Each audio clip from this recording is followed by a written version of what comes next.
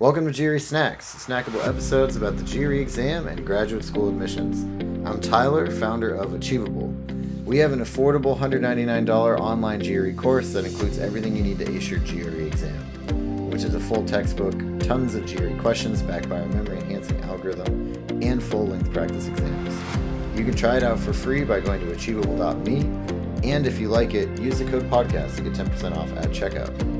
Also, if you have a question or topic you'd like us to discuss in a future episode, please contact me at tyler@achievable.me with the subject line podcast topic. Now, let's get started. So today on the show, we've got a new guest, Brian Prestia, who I'm really excited to have here. And Brian, I'd love if you could just give a quick introduction about yourself and your firm and kind of what makes you knowledgeable about the GRE. Yeah, sure. Thanks, Tyler. Thanks for having me on. So, I'm the owner of Reason Test Prep. We do online tutoring for the SAT, ACT, GMAT, and GRE. I've personally been in the business for about 20 years doing this, and actually the GRE was the first test that I ever got into tutoring, and so I really have the most experience with that test. And our focus is really on the reasoning and critical thinking aspects of the exams. That's really our thing. Happy to sort of elaborate on that. Yeah, I mean, that is the topic of our first episode today, right? is reasoning on the GRE. And I think that, this is something that, I think a couple of other authors or tutors, guests, let's say, on the show have talked about. But I also think, as we talked in sort of the pre-recording, it was clear that you had a little bit of disagreement with some of them, and I would really love to kind of hear what your take is on reasoning. Yeah, so the way that we sort of frame it is that there are really three aspects to the GRE that matter. I mean, there's other things, but three main things. And so one of them is content mastery, really understanding the foundational material that appears on the test. Mm-hmm.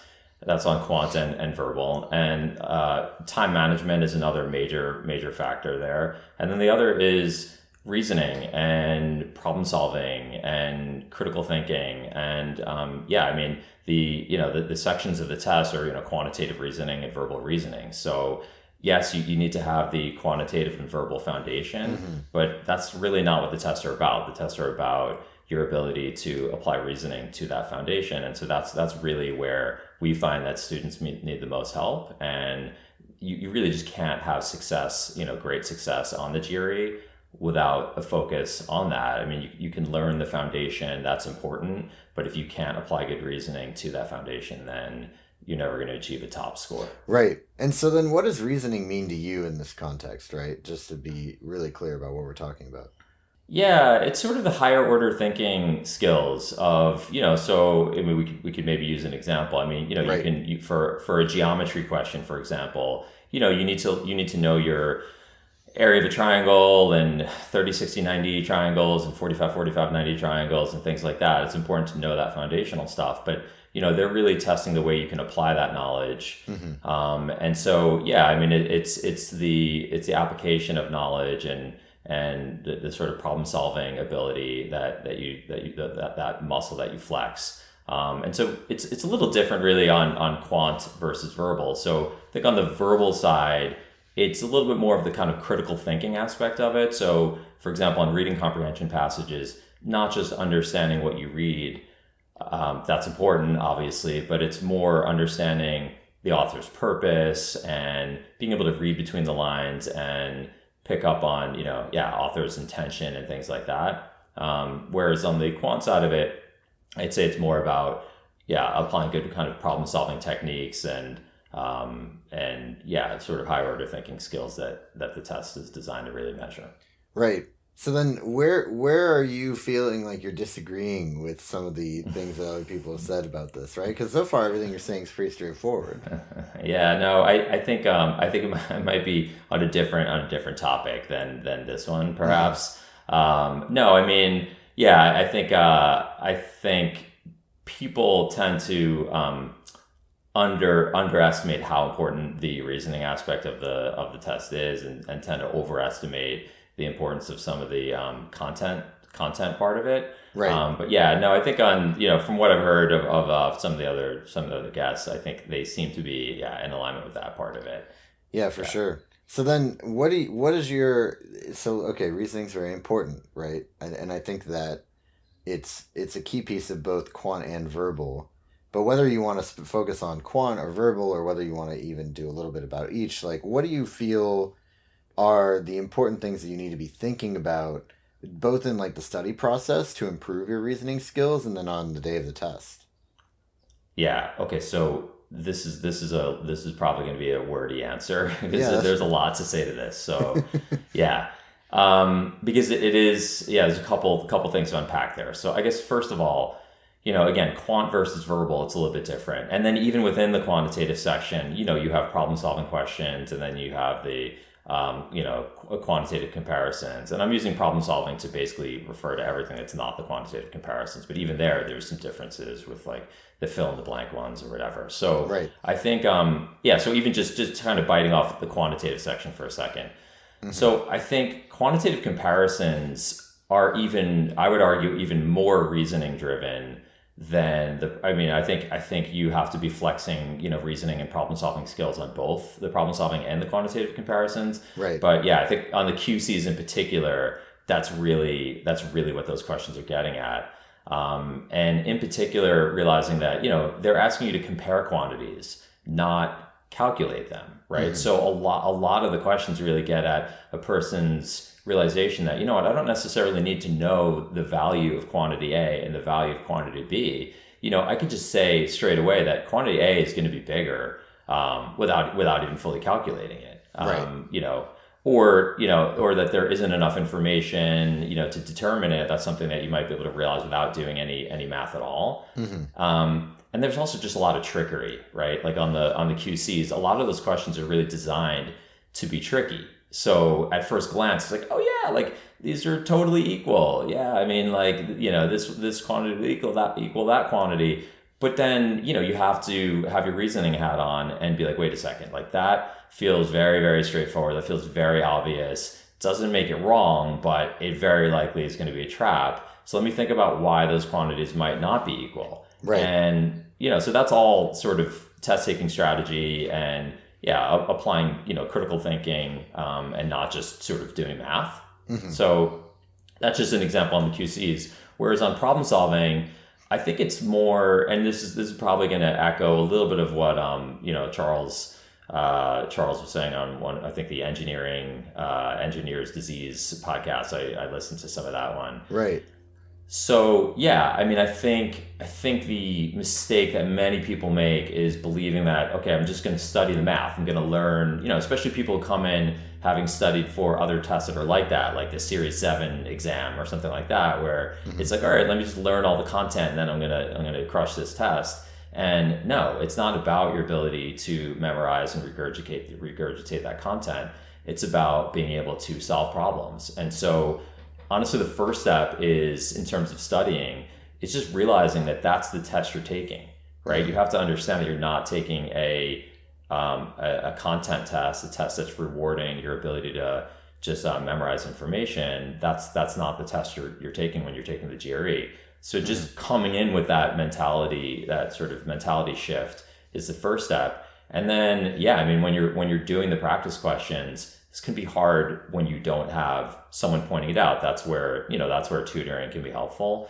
But realizing that if a question is taking a long time, if you're meeting a lot of resistance in your path to the answer, there very likely are much easier ways to do it. Mm-hmm. And the key is really, before you get started diving into a question, is really asking yourself, okay, how can I best approach this question? How can I most effectively do it? Most people, they just do the first thing that they think of, and they don't realize that there's a brainstorming process mm-hmm. that really should precede that. I can go into more detail. Like I said, this is going to be a pretty wordy answer. I can go more into detail on really how to break that down. But yeah, I mean, the first step is realizing that you shouldn't just do the first thing that you think of, and you need to problem solve and not just do math. Right. And my personal experience was taking the GMAT, not the GRE, back in the day. But that was the number one thing that I was bad about, was I was always just trying to brute force the math questions with math because I was good at math and it was comfortable to me, right? But that's actually not the point. And I think it has also been echoed a couple of other times by other guests on the show that essentially most GRE problems, and I feel like this may be a bold statement, but you can back me up here or not.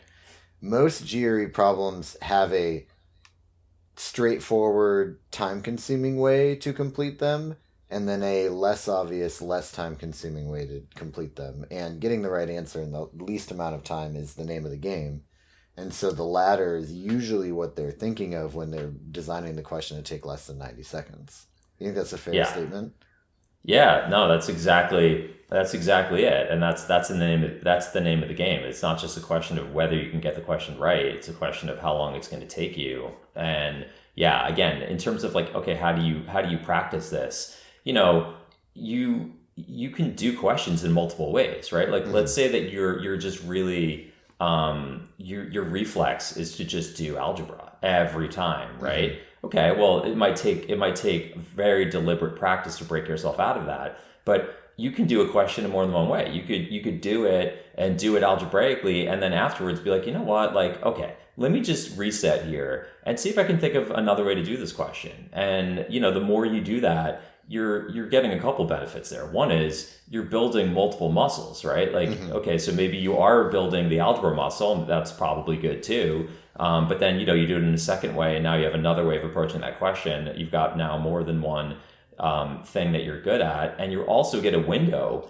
into what's better, right? Because you can afterwards be like, okay, totally, that was silly that I did algebra. That was obviously way more time consuming and harder. Right, and it becomes really obvious in the quantitative comparison ones, like you said, because it might be like, you know, y is greater than 4, x is greater than 10, y equals, you know, 2x root 3 times whatever, and then like a equals this, b equals this. And if you do the math, like, you can do it, and you'll find out that, you know, quantity A is 47 and quantity B is, you know, 55 root 3 or something. But like, you didn't need to do that. It's a lot of extra work. Yeah, I mean, a great example that just came to mind as you were saying that is, you know, often there'll be sort of like a word problem that's like the information. So we're talking about, you know, QCs here, but they give you some kind of contextual word problem. And one quantity is like something that you're solving for in that word problem, right? Like, you know, like, let's just call it X. And then the other quantity is like, you know, 4, right? And so most people will like solve, you know, they'll do the word problem, they'll translate it into equations and solve it or whatever. But really, the question isn't asking you to solve for X. It's asking you whether X is bigger than, equal to, or less than 4. Right? So why not just try 4 and be like, let's see what happens when I plug 4 in. Like, either 4 is the solution, and if it's not, I might be able to infer whether the solution is bigger than 4 or less than 4. And that's the difference between, you know, just doing algebra and kind of solving the question versus realizing that all you really need to do is compare, you know, that quantity to 4, and that's just a much more efficient way of doing it. Yeah, for sure. So I'm curious then, you made a comment about basically when you sit down with a quant problem, you should first diagnose it. Can you walk us through what you feel like is a good diagnosing process? Yeah, again, there's a lot of nuance to this, so I don't want to go overboard for the listeners, but let me just try to give a couple of main points. So first of all, one thing that people don't appreciate is the answer choices, right? The answer choices are that is a body of information that you could draw from. Whether you're going to actually use the answers or not, you know, you might not be actually, you know, back solving and taking those answers and plugging them in, but the answers themselves can be clues, right? So that's the first thing, is not just read the question, make sure you understand it, but look at the answer choices, see what they tell you. So for example, you know, on a geometry question, I mean, if I see a geometry question, you know, and I'm sort of taking in the answer choices all at once. Like, you know, when the question comes on the screen, like, you kind of can't help but just glance at the answers. If I see, for example, root 2 or root 3 in the answer choices, and I see that it's a geometry question, there's a very high likelihood that I'm going to be dealing with a 45-45-90 or 30-60-90 triangle, because those are the main cases where you're going to end up with a root 2 or root 3. Right. So the presence of those things in the answers already gives me an idea of how I might approach the question.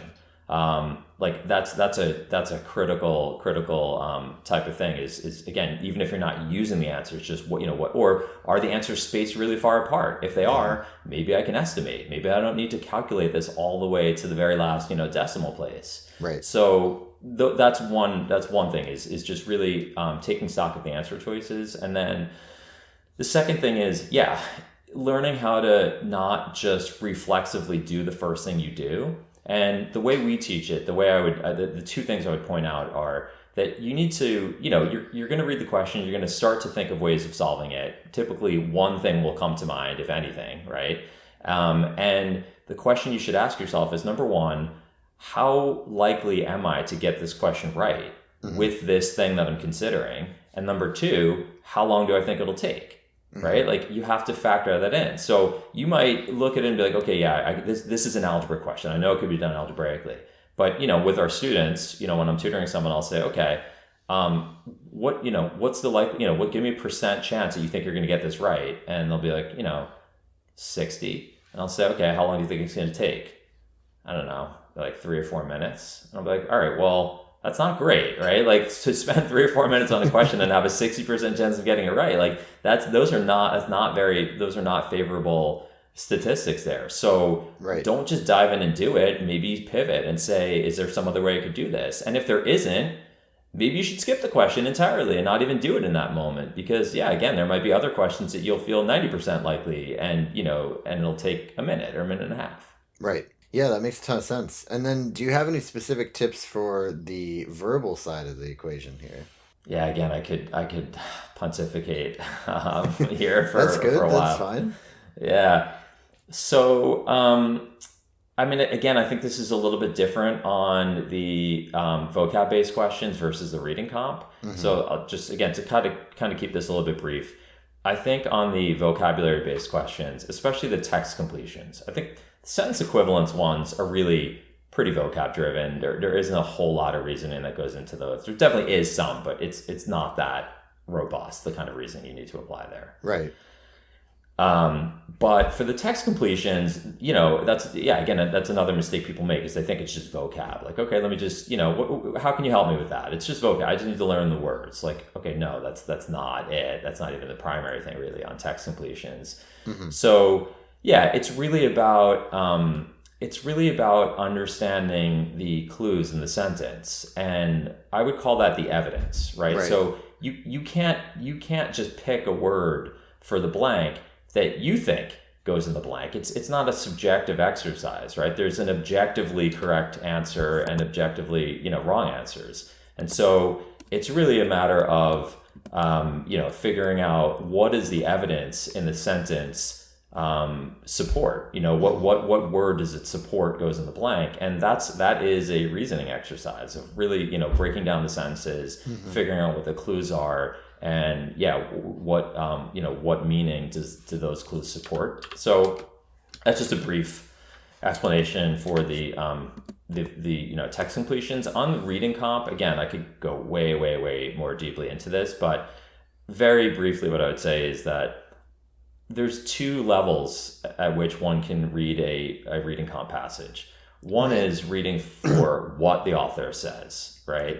That's like your literal comprehension. Do I understand what the author's saying? And that is, people do that automatically, right? Like you're constantly searching for just general understanding of what someone is saying when you're listening to them speak or reading what they wrote.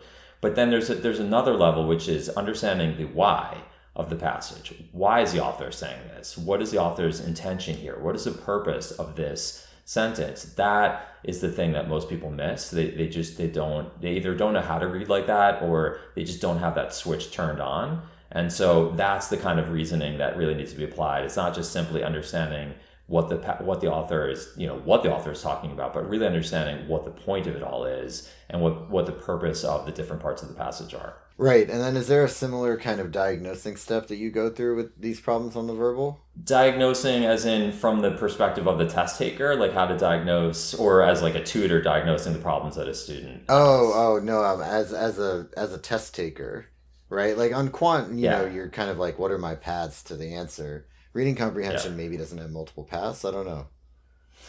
Yeah, I think it's less, I'd say a little bit yeah, I think it's less of the multiple paths, maybe more of diagnosing what type of question it is. Mm-hmm. So, reading, this is not so much about reading the passage, but more about answering the questions, which is a whole nother skill set really. But yeah, I mean, recognizing, okay, this is a function question. The question is asking about the purpose of this sentence. It's not asking what this sentence says. It's asking why the author wrote it. Obviously, that aligns with what I just said. But yeah, I think part of it is really recognizing what the question's even asking. Is it an inference question? Is it a detail question? Is it a function question? And then based on that, what is the test maker looking for you to do?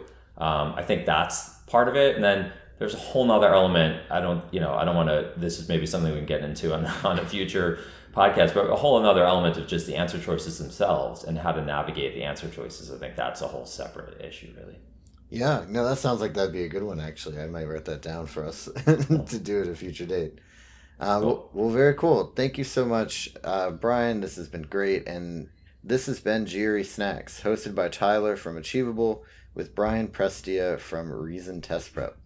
And Achievable has a great online GRE course. You can try it for free at achievable.me and use the code podcast to get 10% off at checkout.